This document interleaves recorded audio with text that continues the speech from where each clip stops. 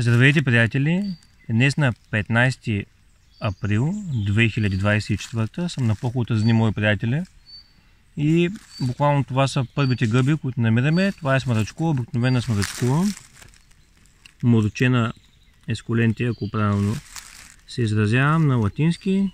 Добра ядлива гъба с добри вкусови качества, високо ценена както у нас и така и по целия свят. Тази не е много голяма. Вече съм правил един видеоклип миналата година, ето може да я видите. Тя е куха от пънчето до върха.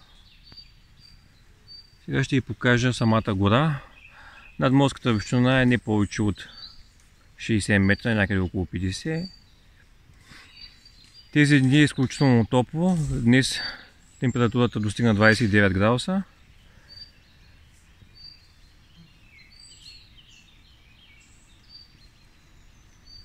Ето сега ще ви покажа, намерихме още една, но като цяло няма толкова много, нито са толкова големи.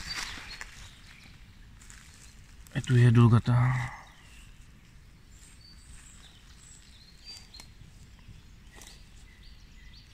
Ще продължим да търсим и да се надяваме да наберем и по-големи и да направим един хубав спомен.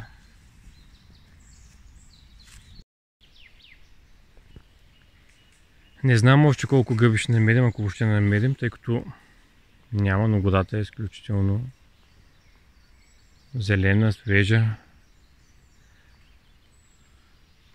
Просто как да заснема ето този кадър.